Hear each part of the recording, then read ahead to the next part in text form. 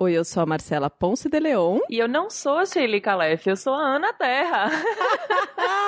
Sim! Hoje no episódio do Agosto Surreal, nós temos uma convidada maravilhosa. Mas Ana Terra, quem é você? Conta pra pessoa que tá do outro lado do radinho. Além de ser a parte do Compartilhadas com Empatia da abertura do Baseado em Fatos Surreais, eu sou a Ana Terra do podcast Chá com a Impostora. Sou consultora de comunicação, sou mãe de gatos, essas coisas.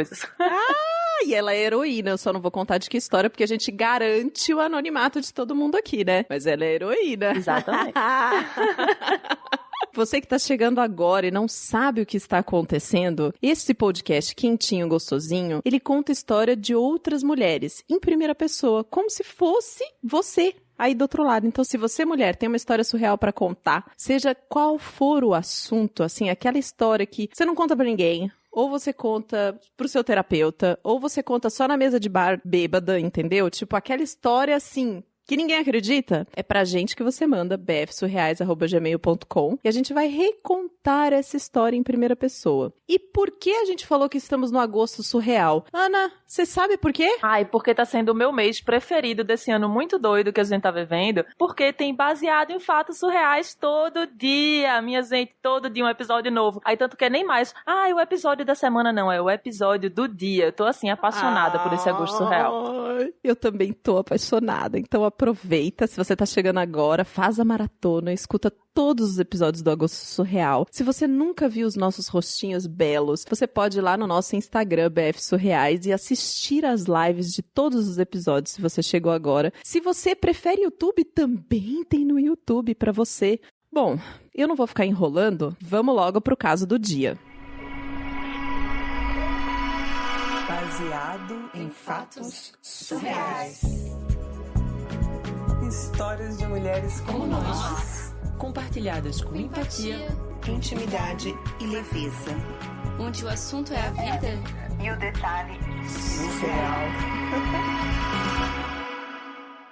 Então, amiga, eu sempre tive muito medo de ir no ginecologista, fazer exame, todo tipo de exame, assim, eu tenho muito medo, na real. E aí que, só quando eu tava, tipo, com 27 anos, que aí eu tava pra me casar já, e eu decidi que eu ia fazer aqueles exames pré-nupciais, sabe como é? Não, mas peraí. 27 anos, isso mesmo. Quando você ficou menstruada a primeira vez, não foi no hospital, no ginecologista, nada? Não fui porque é uma coisa da minha família. Eu acho que é muito tabu na minha família. As mulheres não têm esse costume de fazer preventivo todo ano. Minha mãe também nunca me estimulou muito aí. Enfim, Era uma vergonha generalizada. Eu nunca tinha feito nenhum exame até os meus 27 anos. Vergonha de ir no médico. Um misto de vergonha e medo, né? Aquele medo de que você não sabe. Às vezes parece que você tá procurando. Quando você tá fazendo exame, parece que você tá procurando alguma coisa. Tipo, medo, assim, se eu for no médico eu vou descobrir alguma coisa, então eu tô procurando doença. Entendi. Pois é, tinha um pouco disso, assim. Só que aí, quando eu marquei a data do meu casamento, eu fiz, eu quero ser mãe, quero ter uma família, quero que meus filhos sejam saudáveis. E aí eu decidi que ia fazer aqueles exames pré-nupciais. Que aí, enfim, a gente faz, aí faço o meu parceiro. E aí é um camboio de exame, que é exame de urina, exame de sangue, exame de imagem, de tudo. Nossa, eu nem sabia que existia isso. Tipo, é pra ver se tá tudo bem antes de casar? Mesmo que a gente já tinha vida sexual ativa e tudo, é pra gente ver se tem DST, se tem alguma condição pré-existente que pode ser algo que a gente precisa tratar antes de engravidar, sabe? Pronto, e aí, só que ainda assim eu tava super nervosa. E aí eu comentei com as amigas, assim, do trabalho, minha gente vê, tô muito nervosa porque eu nunca fiz exame, não sei como é que eu faço. E aí elas me deram maior força. E foi massa poder dividir isso com essas amigas, né? Poder dizer que eu tinha esse medo. Mas aí uma das minhas grandes amigas era minha chefe. E ela chegou, ela fez, como é? Você tá com medo, mas você vai lá fazer sim. Porque ela é bem dessas, sabe? Ela pega uma coisa, ela vai lá e resolve, bota debaixo do braço e resolve. E aí pronto, ela mesma marcou uma consulta pra mim. No mesmo médico dela, marcou uma consulta pra mim, ela foi ótima. Eu não tive que me preocupar em procurar médico, essas coisas. Aí ela foi e marcou uma consulta pra mim, só que ela marcou uma consulta pra ela também, antes de mim. E aí eu não sabia, mas ela chegou pro médico e fez, olha, ela nunca fez exame, evita fazer aquelas perguntas, porque eu tava com medo de contar pro médico que eu nunca tinha feito exame, sabe? Sim. Só que ele ia pedir os exames anteriores e eu não ia ter, né? Nossa, ela teve um super cuidado, né? Maravilhosa. Mas por isso que a gente é amiga até hoje, ela é maravilhosa. Isso super funcionou, porque ele foi um doce comigo. E, pô, um ginecologista, foi no homem pela primeira vez, já tinha mais uma coisa, né? Nossa, nunca foi no ginecologista e a primeira vez já ir num cara é complexo mesmo. Ainda bem que ela tava comigo, sabe? Foi maravilhoso. Só que aí ainda tinha, depois da consulta, tinha a parte mais difícil, que aí era fazer os tais exames, né? E aí, no meio desses exames, eu descobri um mioma. Mas, assim, já de cara, tipo, na primeira vez que você foi fazer exame, já descobriu que tinha uma questão pra ser tratada. Pois é, porque assim, o mioma é aquele, como se fosse um tumor que não é maligno, né? E assim, eu sei que algumas mulheres que quando tem isso, às vezes tem dor, tem sangramento, tem vários sintomas, e eu não tinha nada. Eu não sentia absolutamente nada. Tipo, nem cólica forte, nem, tipo, menstruação desregulada, nada disso. Nada, e o pior é que ele já tava grande. Então, assim, ele já era enorme e eu não ia... Mas grande como? Grande, assim, sei lá, maior que uma laranja. Jura? Enorme. Tanto que não ia sair pela laparoscopia, aquele exame do furinho, sabe? Que às vezes tem mioma que você vai pela aquela câmerazinha e tudo. O meu não. O meu ia ter que abrir pra tirar. Ah, aquela cirurgia que coloca um gás na barriga. Foi a cirurgia que aquela nossa amiga que tomou uma sopa e acabou descobrindo que tava com apendicite acabou fazendo, né? Exatamente. Sei qual é. Pronto. Não ia rolar ser desse jeito porque tava enorme, então não ia ter buraquinho certo. Ia ter que abrir minha barriga de todo jeito. Tipo uma cesárea. Ai. Pois é. Ai. Então imagina. Mas, amiga, como que você se sentiu quando você ouviu do médico que você ia ter que fazer uma cirurgia? Porque você falou sobre esse medo, né, das mulheres da sua família de irem no médico porque parece que tá procurando doença. E aí, quando você resolve ir, encontra um negócio. Como você se sentiu? Pois é, um misto de emoções, né, assim, porque ao mesmo tempo que eu tava aliviada de ter encontrado algo que podia, na verdade, ter sido algo muito mais sério, e era, entre aspas, só um mioma, só uma coisa que não era maligna naquele sentido, assim. Mas ao mesmo tempo eu tava apavorada, porque não bastasse ir no médico, não bastasse fazer os exames, eu ia ter que fazer uma cirurgia. Nunca tinha feito uma cirurgia. E aí eu tava naquela, vou lá e vou fazer, vou resolver na marra agora que eu preciso me cuidar e eu vou perder esse medo de tudo de uma vez, sabe? Tipo, vamos lá, vamos que vamos. É, já estamos aqui, vamos lá, né?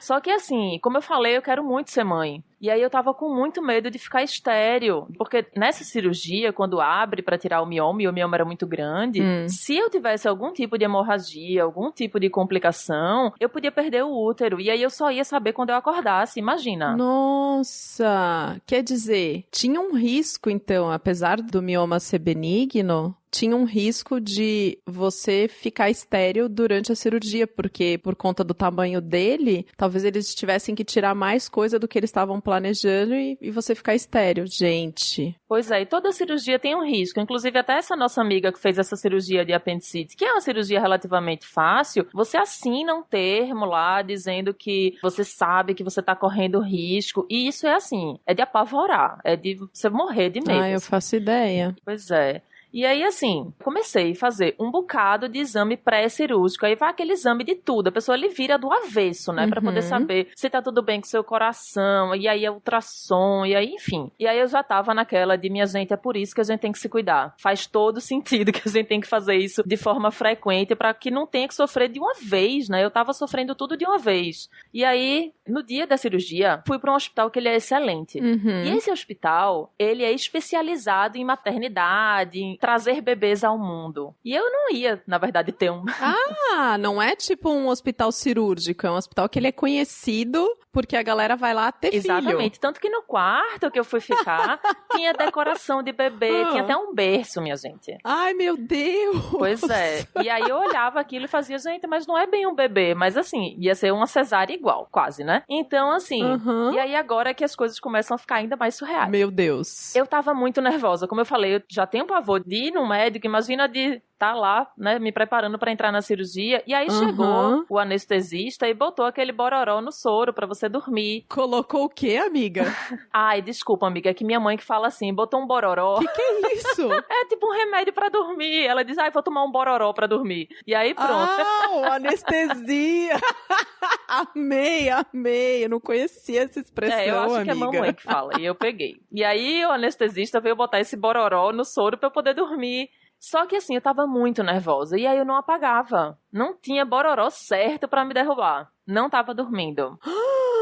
E aí, assim, eu tava tão acordada que aí, quando eu cheguei na sala de cirurgia, os enfermeiros olharam pra minha cara e disseram, opa, não vai dormir não, querida? E eu fazia, gente, tô aqui acordadaça. Aí eles até disseram, então vai-se embora, você pra maca da cirurgia. Tipo, eu saí da maca pra mesa cirúrgica andando, sozinha. Sozinha? Sozinha lá, de boaça.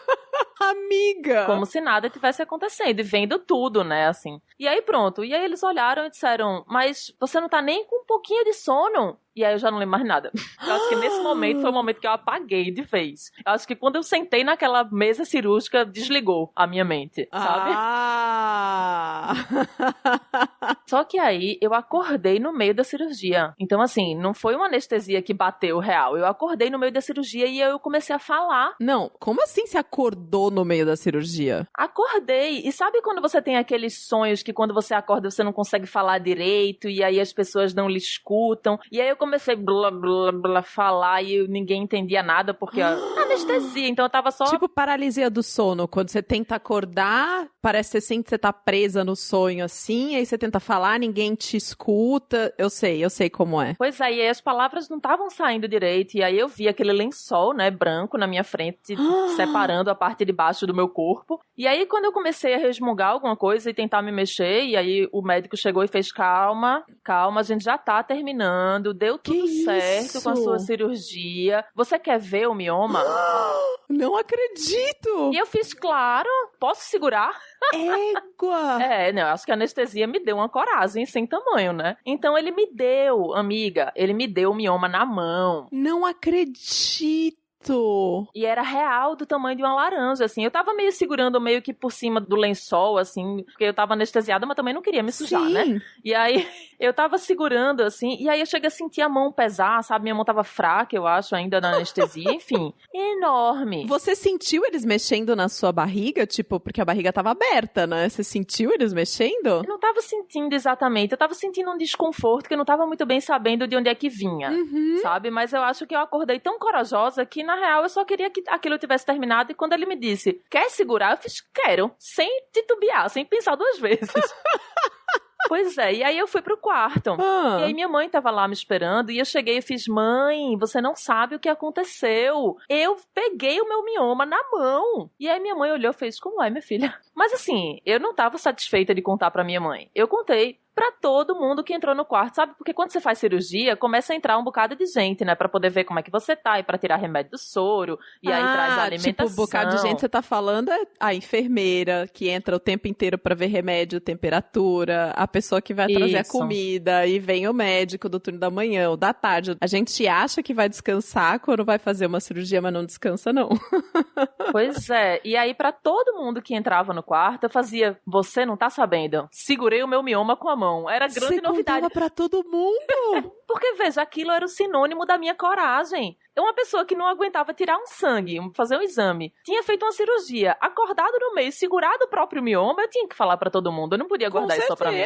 Só que todo mundo me olhava com a cara meio estranha, sabe? Acho que eles estavam, como assim? Isso deu aquele up de coragem, e aí eu fiz, mãe, tô de boa, não precisa ficar no hospital comigo. Veja, eu vou sair daqui a pouco, você vai dormir nessa cadeira no quarto, não faz o menor sentido. Pode ir pra casa. Cheguei pro meu noivo também e falei, não precisa vir. Tô ótima, ó. Pode ter tirado o mioma, mas botou coragem. Você tava achando assim, a anestesia não me derrubou, acordei no meio da cirurgia, segurei meu mioma, tô arrasando, pode todo mundo ir embora que eu fico de boa aqui, é isso? Pode todo mundo ir embora. Tô de boaça. Daqui a pouco, 2, 3 dias eu tô saindo, tá suave. Mas aí bateu o arrependimento. Porque assim, depois que você faz a cirurgia, até você fazer um xixi, parece que é um parto, né? E aí, enfim, quando eu fui fazer meu primeiro xixi, aí minha pressão caiu, eu fiquei super tonta. E aí eu percebi que não fazia o menor sentido estar ali sozinha, né? Tipo, eu percebi que eu realmente precisava de alguém. Mas aí no quarto tinha uma TV. E aí tava passando o quê? Os Simpsons. E os Simpsons assim, né? Adoro. Mas é impressionante como eles parecem que falam exatamente do tempo que a gente vive, né? Eles são meio videntes, assim. E aí, era um episódio que a Marge tinha algum problema no útero. E aí ela chegava pro Homer e fazia: Homer... Jura? Diga aí, que coincidência. Eu fiquei impressionada quando eu vi. E aí ela chegava pro Homer e fazia: Homer, esse não é o meu útero. Nós somos casados. É o nosso útero, sabe? Tipo aquele Pernalonga comunista, sabe? Nosso útero. E aí eu pensei assim, eu fiz, cadê o meu noivo? Esse é o nosso útero. Porque tudo começou com os exames pré-nupciais. Então eram os nossos exames do nosso casamento ao nosso útero. Por que eu tô fazendo isso tudo sozinha, sabe? E aí, enfim, eu liguei pra ele, contei tudo, como eu tava me sentindo. E aí no outro dia ele foi lá me ver. Então foi ótimo. Mas você resistiu aquela noite sozinha. Resisti, amiga, resisti. Foi puxada. Corajosa. Corajosa, mudou minha vida, né? Mas aí, quando o médico veio me dar alta, eu já tava tomando café da manhã, né? E aí tinha uma cestinha de pães, assim. E aí, quando o médico chegou, nada sutil, ele chegou e fez: olha, a sua cirurgia deu trabalho, viu? Como assim? Pois é, ele veio dizer que deu super trabalho. Eu pensando comigo, deve ter sido porque eu acordei. Claro, né? E na hora que você acordou, ele falou que tava tudo bem? Pois é. Que médico estranho. E ele falou, ó, se fosse um médico inexperiente, você podia ter perdido seu útero, porque o seu mioma estava enorme. E aí eu fiz, tava mesmo, mas era assim, do tamanho de uma laranja, né? Aí ele fez, não, era muito maior, era do tamanho dessa cesta de pão, era tipo quase 3 vezes o tamanho de uma laranja, do tamanho que eu pensava que era. Como assim? Pois é. Aí eu fiz, não, doutor, ele era menor, você me deu na mão, eu segurei. Aí ele fez, como assim? Não, isso nunca aconteceu.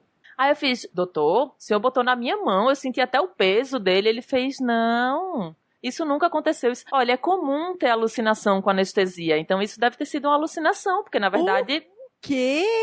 E aí, assim, naquele momento, deu aquele estalo. Eu fiz, gente, é por isso que as pessoas estavam tão chocadas quando eu contava a história, porque ela, de fato, não fazia sentido. Eu entendi que, além dessa história inteira ter me ensinado que a gente precisa, de fato, se cuidar, eu também aprendi que uma coisa que a gente não pode fazer é confiar na memória da gente quando a gente tá chapada de anestesia. Porque, assim, pra mim, até hoje, essa memória é extremamente verdadeira.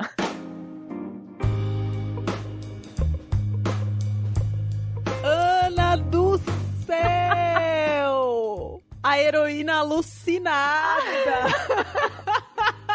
Alucinada! Eu tô impressionada com essa história, sabia? Meu Deus! Você já fez alguma cirurgia? Já tomou anestesia geral? Eu nunca fiz nenhuma cirurgia. Assim, a única anestesia que eu tomei foi pra fazer aquela endoscopia. E aí eu tava super animada, porque todo mundo falava, é maravilhosa. Porque é um sedativo, na real, que lhe dão, né? E aí eu tava super animada, porque diziam que era assim, a melhor coisa do mundo. Só que eu acordei de boa, eu não senti quase nada. Eu cheguei e voltei do exame, já em casa, cozinhando. Eu tava um pouco mais lenta, mas já cheguei em casa cozinhando. Então, assim, eu nunca fiz cirurgia, mas eu já acompanhei mamãe pra tomar os bororó dela pra fazer cirurgia.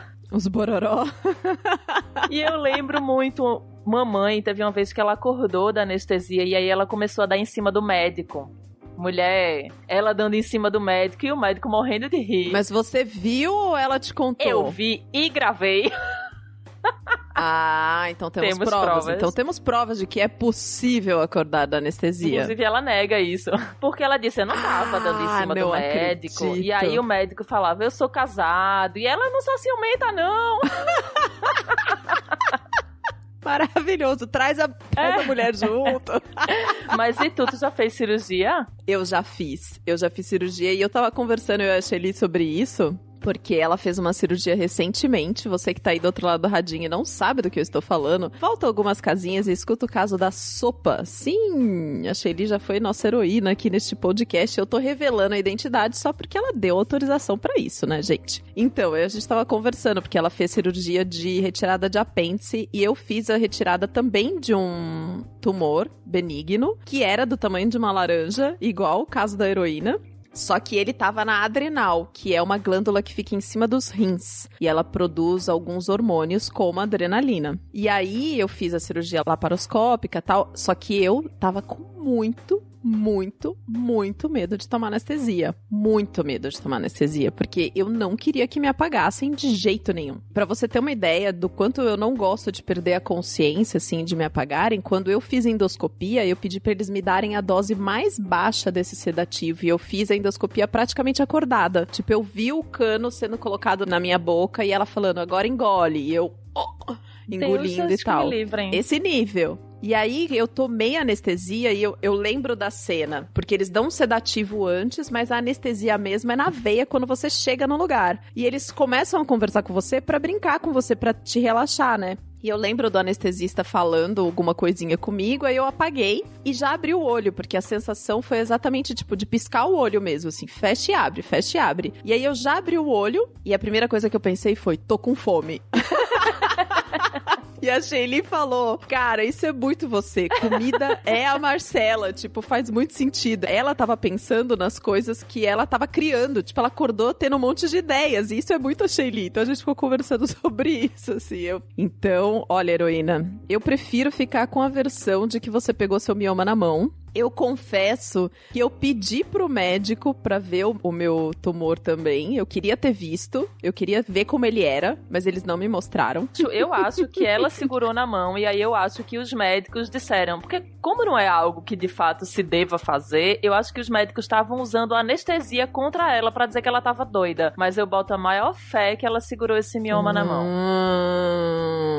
Faz sentido. E a minha mãe, eu sou a mais velha de 5 filhos, né? A minha mãe teve 3 partos normais, que foi eu e meus 2 irmãos logo em seguida, e os 2 últimos foram cesárea. E a última cesárea dela, que é a da minha irmã mais nova, ela disse que a anestesia não pegou. E ela sentiu muita dor e ela sentiu os médicos mexendo na barriga dela pra tirar. Ela sentiu sendo costurada, assim, tipo, e ela falava, não pegou anestesia, e eles não acreditavam nela, porque quando você faz cesárea, não é anestesia geral dessa que te apaga, é peridural, né, que ela pega só da cintura pra baixo. E ela conta que ela sentiu muita dor e que ela sentiu eles mexendo na barriga e que foi...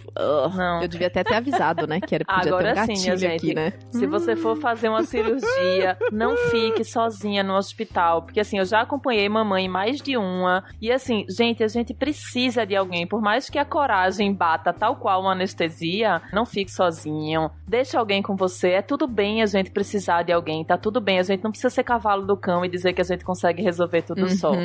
É verdade. Heroína, muito obrigada por você ter compartilhado essa história com a gente, ela rendeu boas risadas. Se você tá aí do outro lado e ainda não foi no ginecologista, vai no ginecologista, por favor, minha filha. Os exames não são as coisas mais gostosas do mundo, não é tipo passear num parque, mas eles são necessários e super importantes para nossa saúde. Não fique esperando 27 anos, por favor. Eu descobri recentemente, e até a Marta Batilli, que é nossa apoiadora e é médica ginecologista, que você não precisa ir todos os anos, mas que você não pode ficar mais do que 2 anos sem ir fazer os exames de rotina. E agora eu acho que isso depende da condição que você tem, porque, por exemplo, eu tenho uma manchinha no útero, então eu deveria fazer de 6 em 6 meses, e aí, só que a gente só descobre isso indo e fazer, né? Então, assim, exato, a médica que vai lhe dizer qual é a frequência que você vai poder fazer, eu acho. Exato. A melhor coisa que você tem que fazer é conversar com o seu médico e saber do seu caso, e procure uma pessoa que você confia, seja homem ou seja mulher, porque é muito importante a gente cuidar do nosso corpo, da nossa saúde, não é ficar procurando pelo em ovo, sabe? Não é ficar procurando doença, é prevenir mesmo. A gente vai no médico pra prevenir, chama prevenção, são os exames preventivos. Então tá tudo certo. Exatamente. Se você tem uma história pra contar surreal, manda pra gente. Você que está aí do outro lado ouvindo o Agosto Surreal todos os dias com a gente,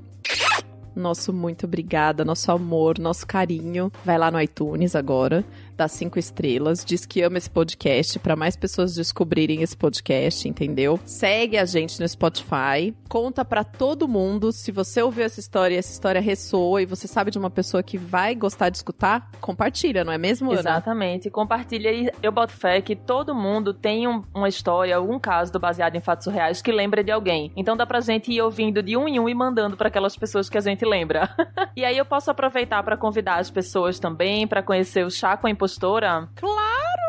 Então estão todas, todos convidados a conhecer o Chá com a Impostora, que é o meu podcast. Tá no Instagram, tá no Spotify, tá em todos os agregadores de podcast. É um espaço pra gente compartilhar nossas vulnerabilidades com leveza. A gente fala sobre a síndrome da impostora, essencialmente, diante de vários aspectos. Sou sempre eu e mais uma convidada. Então, assim, vamos lá também, porque é bem legal, é super divertido, eu garanto. E claro, além de seguir o Chá com Impostora, e além de curtir o Baseado em Fatos Surreais e espalhar para as outras pessoas que você conhece, você também pode contribuir financeiramente para esse podcast chegar todos os dias no radinho das outras pessoas. Inclusive, a gente tem uma lista de apoiadores incríveis, que a gente vai falar deles agora. Samara Cris Marques, Roseana Roiker, Rodolfo Souza, Regina Guimarães, Pietro Moreira, Pablo Vasques, Michele Menegari, Melissa Costa, Max Nunes, Marta Batilli, Luísa Che, Letícia Santos, Kaique Novaes, Juliana Marques, Hugo Ballarini, Gabriela Coelho, Gabriel Marreiros, Fernanda Galdino, Desenvolvimento Artístico, Bruno Kimura, Arthur Peixe, Ana Cláudia Sochaki, Amanda Magalhães, Amanda Franco, Amanda Dirksen e eu, Ana Terra. Muito obrigada a você que apoia o Baseado em Fatos Surreais. Se você quiser saber como você pode contribuir financeiramente, corre lá bfsurreais.com.br/contribua e até o próximo caso surreal.